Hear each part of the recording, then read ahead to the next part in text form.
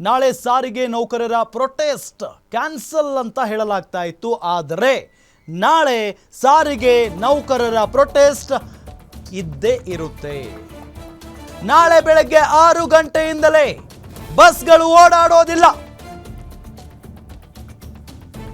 ನಾಳೆ KSRTC BMTC bus ಸಂಚಾರ ಬಂದ್ ಇರುತ್ತೆ. ಜಂಟಿ ಕ್ರಿಯಾ ಸಮಿತಿ ಅಧ್ಯಕ್ಷ ಅನಂತ ಸುಬ್ಬರಾವ್ ಹೇಳಿಕೆಯನ್ನ ಕೊಟ್ಟಿದ್ದಾರೆ. ನೌಕರರು ಯಾರು ಹೆದರುವ ಅವಶ್ಯಕತೆ ಇಲ್ಲ. ನಾಳೆ ಸಾರಿಗೆ ನೌಕರರ ಪ್ರೊಟೆಸ್ಟ್ ಫಿಕ್ಸ್.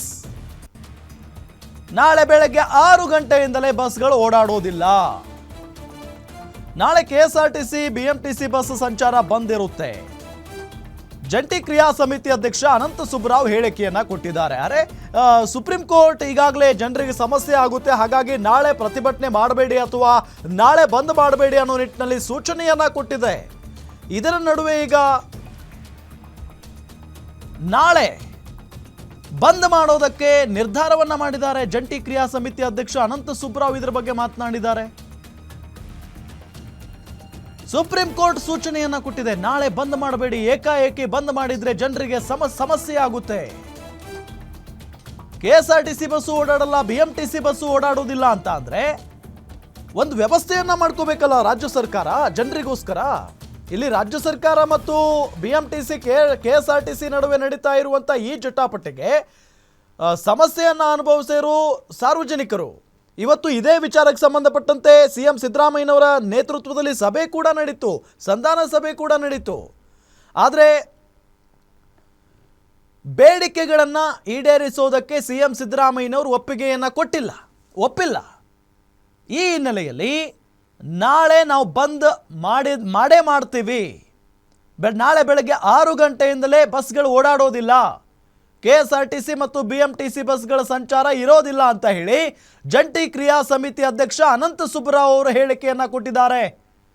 ಜೊತೆಗೆ ನೌಕರರು ಯಾರೂ ಹೆದರುವ ಅವಶ್ಯಕತೆ ಇಲ್ಲ ಅನ್ನೋ ನಿಟ್ಟಿನಲ್ಲೂ ಕೂಡ ಹೇಳಿಕೆಯನ್ನ ಕೊಟ್ಟಿದ್ದಾರೆ.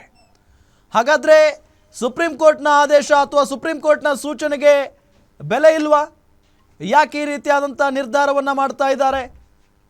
ನಾಳೆ ಒಂದು ದಿನ ನೀವು ಪ್ರೊಟೆಸ್ಟ್ ಮಾಡಬೇಡಿ ಅಥವಾ ಬಂದ್ ಮಾಡಬೇಡಿ ಅನ್ನೋ ನಿಟ್ಟಿನಲ್ಲಿ ಸುಪ್ರೀಂ ಕೋರ್ಟ್ ಹೇಳಿದೆ. ಬಿಕಾಸ್ ಸಾರ್ವಜನಿಕರ ಹಿತದೃಷ್ಟಿಯಿಂದಾಗಿ ಏಕಾಏಕಿಯಾಗಿ ಬಿಎಂಟಿಸಿ ಬಸ್ಗಳು ಮತ್ತು ಕೆಎಸ್ಆರ್ಟಿಸಿ ಬಸ್ಗಳು ಓಡಾಡದೆ ಹೋದರೆ ಜನರಿಗೆ ಎಷ್ಟು ಸಮಸ್ಯೆ ಆಗುತ್ತೆ. ಬಿಡಿ, ಬಿಎಂಟಿಸಿ ಬಿಟ್ಬಿಡೋಣ, ಕೆಎಸ್ಆರ್ಟಿಸಿ ಬೇರೆ ಬೇರೆ ಜಿಲ್ಲೆಗಳಿಂದ ಬೆಂಗಳೂರಿಗೆ ಬರಬೇಕಾಗಿರುತ್ತೆ, ಬೇರೆ ಬೇರೆ ಕಾರ್ಯಕ್ರಮಗಳಿರ್ತವೆ, ಏನೋ ಎಮರ್ಜೆನ್ಸಿ ಇರುತ್ತೆ, ಅಂಥ ಜನರಿಗೆ ಎಷ್ಟರ ಮಟ್ಟಿಗೆ ಸಮಸ್ಯೆ ಆಗಬಹುದು.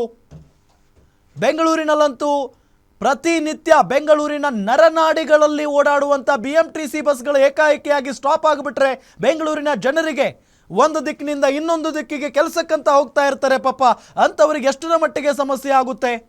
ಬಿಎಂಟಿಸಿ ಬಸ್ಗಳು ಓಡಾಡಿಲ್ಲ ಅಂತ ಅಂದರೆ ಆಟೋಗಳವರ ಕತೆ ಕೇಳೋದೇ ಬೇಡ.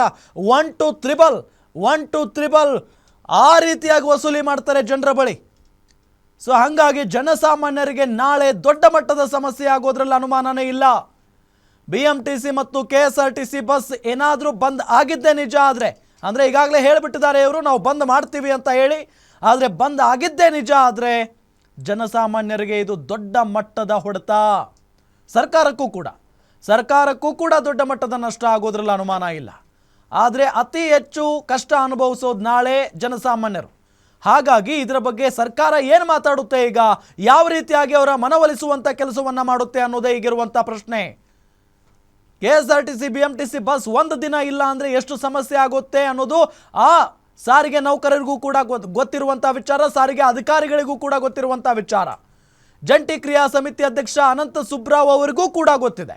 ಹಾಗಂತ ಅವರ ಬೇಡಿಕೆಗಳು ತಪ್ಪು ಅಂತ ನಾವು ಹೇಳೋಕ್ಕಾಗಲ್ಲ. ಅವರ ಬೇಡಿಕೆಗಳನ್ನು ಸರ್ಕಾರ ಈಡೇರಿಸಬೇಕಾಗಿತ್ತು, ಆದರೆ ಈಡೇರಿಸಿಲ್ಲ.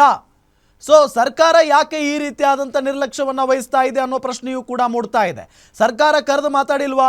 ಇಲ್ಲ ಅಂತ ಹೇಳೋಕ್ಕಾಗಲ್ಲ. ಇವತ್ತು ಸಿದ್ದರಾಮಯ್ಯನವರ ಸ್ವತಃ ಸಿಎಂ ಸಿದ್ದರಾಮಯ್ಯನವರೇ ಸಭೆಯನ್ನು ನಡೆಸಿದ್ರು. ಅಲ್ಲಿ ಜಂಟಿ ಕ್ರಿಯಾ ಸಮಿತಿ ಅಧ್ಯಕ್ಷ ಅನಂತ ಸುಬ್ಬರಾವ್ ಅವರು ಕೂಡ ಭಾಗಿಯಾಗಿದ್ದರು.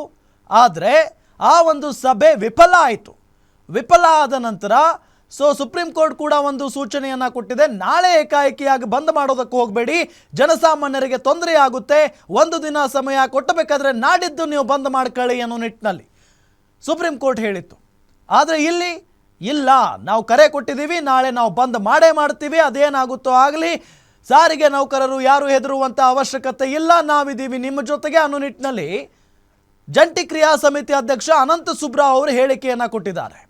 ಸ್ವಲ್ಪ ಹೌದು ನಿಮ್ಮ ಬೇಡಿಕೆಗಳಿದ್ದಾವೆ, ಅದನ್ನು ನೀವು ಕೇಳೋದ್ರಲ್ಲಿ ತಪ್ಪೇನಿಲ್ಲ, ಆದರೆ ಇದರಿಂದ ನಿಮ್ಮ ಮತ್ತು ಸರ್ಕಾರದ ನಡುವೆ ನಡೀತಾ ಇರುವಂಥ ಜಟಾಪಟಿಯಿಂದ ತೊಂದರೆ ಅನುಭವಿಸೋರು, ಸಮಸ್ಯೆ ಆಗೋದು ಜನರಿಗೆ. ಸೊ ಜನರ ಹಿತದೃಷ್ಟಿಯಿಂದಾಗಿ ಸಾರಿಗೆ ಇಲಾಖೆಯವರು ಕೂಡ ಸ್ವಲ್ಪ ಯೋಚನೆ ಮಾಡಬೇಕು, ಸಾರಿಗೆ ನೌಕರರು ಯೋಚನೆ ಮಾಡಬೇಕು. ಬೆಂಗಳೂರಿನಲ್ಲಿ ಎಷ್ಟು ಸಮಸ್ಯೆ ಆಗುತ್ತೆ, ರಾಜ್ಯಾದ್ಯಂತ KSRTC ಬಸ್ಗಳು ಓಡಾಡದೆ ಹೋದರೆ ಜನರಿಗೆ ಎಷ್ಟು ಸಮಸ್ಯೆ ಆಗುತ್ತೆ, ಸ್ವಲ್ಪ ಯೋಚನೆ ಮಾಡಬೇಕು. ಈ ನಿಟ್ಟಿನಲ್ಲಿ ಒಂದು ದಿನ ನೀವು ಅನುಸರಿಸ್ಕೊಂಡು ಹೋಗ್ಬೋದಾಗಿತ್ತು. ಜೊತೆಗೆ ಸುಪ್ರೀಂ ಕೋರ್ಟ್ ಹೇಳಿದ ರೀತಿಯಲ್ಲಿ ಸರ್ಕಾರ ಒಂದು ವ್ಯವಸ್ಥೆ ಮಾಡಿಕೊಂಡ ರೀತಿಯಲ್ಲಿ ವ್ಯವಸ್ಥೆ ಮಾಡಿಕೊಂಡ ನಂತರ ಬಂದ್ ಮಾಡಿದರೆ ತೊಂದರೆ ಆಗ್ತಾ ಇರಲಿಲ್ಲ. ಆದರೆ ಯಾಕೆ ಅಧ್ಯಕ್ಷ ಅನಂತ ಸುಬ್ರಾವ್ ಈ ರೀತಿಯಾಗಿ ತೀರ್ಮಾನವನ್ನು ಮಾಡಿದ್ರು ಅನ್ನೋದು ಗೊತ್ತಾಗ್ತಾ ಇಲ್ಲ. ಈ ನಿಟ್ಟಿನಲ್ಲಿ ಅವರು ಹೇಳಿಕೆಯನ್ನು ಕೂಡ ಕೊಟ್ಟಿದ್ದಾರೆ, ನಾವು ನಾಳೆ ಬಂದ್ ಮಾಡೇ ಮಾಡ್ತೀವಿ, ನೌಕರರು ಯಾರು ಹೆದರುವ ಅವಶ್ಯಕತೆ ಇಲ್ಲ ಅಂತ ಹೇಳಿ.